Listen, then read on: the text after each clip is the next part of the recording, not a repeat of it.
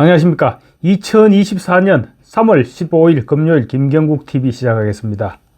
조국 혁신당이 비례정당 지지율에서 인기를 누리고 있는데 18에서 29세의 조국 혁신당 지지율은 갤럽 조사 기준 2주 연속 0%를 기록하고 있습니다. 30대도 1에서 3%에 머물고 있습니다.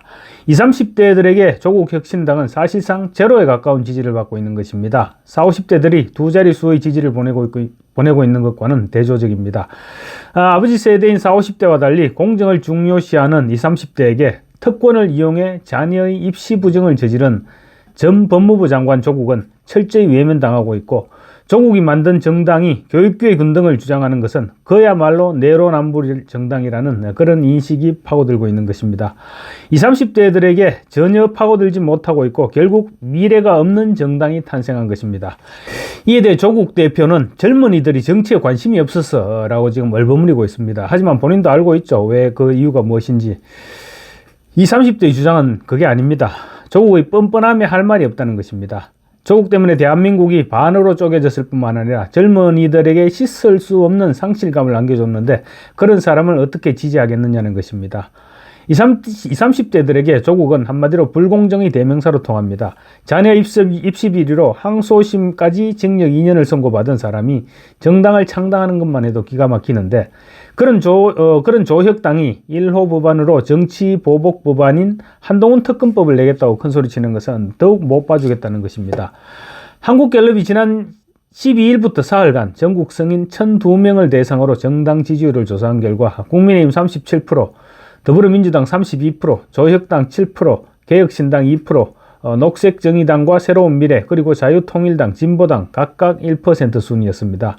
연령별로 보면 50대 14%, 40대 11%, 60대가 8%, 조국 혁신당을 지지정당으로 꼽았습니다. 이어서 30대가 3%, 70대 이상 1%, 18에서 29세 0% 순이었습니다. 조혁당의 경우 전주보다 1%포인트 올랐습니다. 그런데 연령별 지지율을 보면 18에서 29세, 세칭 20대 지지율은 지난주에 이어서 2주 연속 0%를 기록했습니다. 30대 지지율도 지난주 1%에서 소폭 올라서 3%가 되었습니다. 비례대표 정당 지지도는 국민의 미래가 34%, 더불어민주연합이 24%, 조국혁신당이 19%, 개혁신당이 4%, 녹색정의당, 새로운미래 각각 2%, 자유통일당 1%였습니다.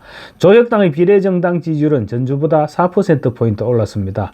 그렇지만 연령별로 보면 20대 지지율은 지난주 1%에서 이번 주 2%에 그쳤습니다.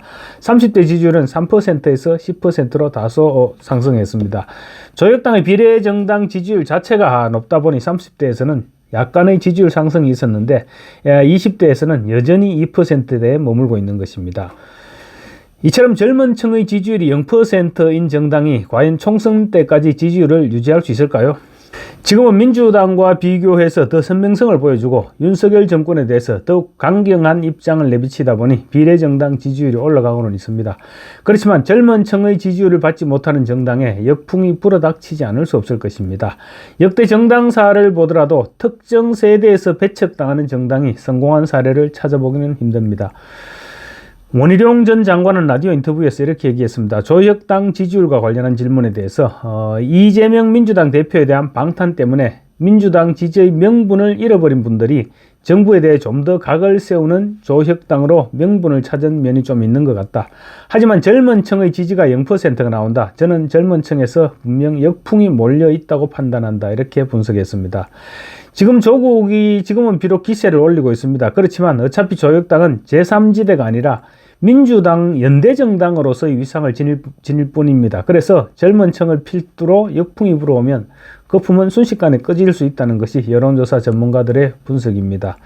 원 전 장관은 자신이 만난 20, 30대는 조 대표에 대해서 너무 뻔뻔하다, 2심 판결까지 유죄 판결을 받아놓고 당을 만들어서 국회로 들어가겠다는 것을 도저히 이해할 수 없다는 반응을 보였다고 전했습니다. 하지만 조국은 오늘 또 뻔뻔함을 이어갔습니다. 오늘 아침 YTN 라디오에 출연한 조 대표는 내 딸에게 했던 만큼만 한동훈 딸에게도 하라 라면서 대놓고 자신이 정치를 시작한 목표를 드러냈습니다. 보통 창당을 하면 빈말로라도 뭐 국가와 민족이 어떻고 민생이 어떻고 뭐 서민 경제가 어떻고 이런 얘기를 합니다. 그런데 조국은 아예 대어놓고 분풀이를 하겠다고 선언하고 있는 것입니다. 심지어 경찰 수사 결과 무혐의로 결론난 한동훈 위원장의 딸 스펙 쌓기 의혹을 두고 제대로 수사를 안 했다라고 주장했습니다. 조 대표는 한 위원장 따님의 소환조사, 압수수색, 따님이 다닌 학교에 대한 압수수색이 없었던 것으로 아는데 그렇게 했으니 무혐의가 나왔던 것이다. 이렇게 주장한 것입니다. 자신의 범죄 혐의가 드러난 자신의 딸에 대한 수사와 똑같이 하라는 것입니다. 기본적으로 말이 안 되는 소리죠. 동일한 비교선상에 놓을 사안이 분명히 아닌데 조민과 한 위원장의 딸을 같은 범죄에 놓고 비교를 하고 있는 것입니다. 한 위원장이 표창장을 위조했습니까? 아니면 인턴 기록을 허위로 작성했습니까? 기본적으로 비교할 대상이 아닌 것입니다. 조혁당은 한 위원장의 딸의 의혹과 함께 검찰의 고발 사주 의혹 등의 진상을 규명할 소위 한동훈 특검법 도입 법안을 22대 국회에서 발의하겠다고 예고한 바 있습니다.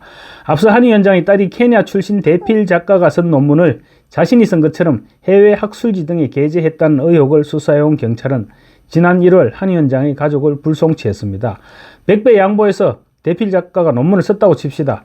누구처럼 그것을 학교에 제출해서 입시에 활용하고 다른 누군가를 떨어뜨리는 그런 피해를 준 것도 아닙니다.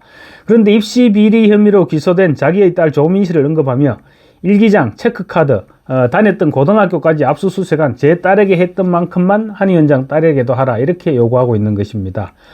이런 사람이 청와대 민정수석이라는 권력을 가졌으니 문재인 정권에서 법이 제대로 지켜졌을 리가 없습니다. 그러니 통계 조작 사건이 일어났고 청와대가 버젓이 울산시장 선거에 개입해도 아무 일 없이 지나갈 수 있었던 것입니다. 한 위원장이 비례대표 의원의 유죄가 확정되면 그 다음 비례대표 순번 후보가 의원직을 승계하는 것을 금지하는 법안을 공약으로 추진하겠다고 한동훈 위원장이 밝힌 데 대해서는 통과 가능성이 제로라고 비판했습니다.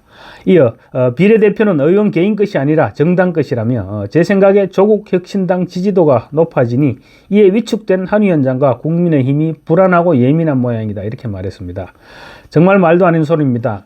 의석수로 정말 터무니없는 검수완박을 밀어붙였던 것이 민주당입니다. 온 나라의 간첩들이 활보할 수 있도록 국정원 대공수사권을 폐지했던 것이 바로 민주당의 국회의원 숫자였습니다. 맞습니다. 조국의 말 맞다나 비례대표는 의원 개인의 것은 아닙니다. 그렇지만 정당의 것도 아닙니다. 정당이 제 역할을 했을 때의 이야기입니다. 기본적으로 국민의 것인데 국민이 정당에 잠시 위임해둔 것일 뿐입니다. 그렇다면 그 정당이나 비례대표는 국민을 위한 정치를 해야 합니다. 그럴 때 비로소 정당의 것이 될 수 있습니다. 그런데 지금 조국의 은행은 자신의 영달을 위해서 사실상 보복을 위해서 정치를 하겠다고 선언한 것이나 다름없고 정당을 그 통로로 활용하겠다는 것입니다. 한 위원장이 비례대표 의원의 유죄가 확정되면 그 다음 비례대표 순번 후보가 의원직을 승계하는 것을 금지하는 법안을 만들겠다 이렇게 얘기한 데 대해서 조 대표가 이렇게 얘기했습니다. 너희들 쫄았지? 라고 했는데 지금 아마 정작 쫄아 있는 사람은 대법원 최종 선고를 앞둔 조국 그 본인 자신일 것입니다. 감사합니다.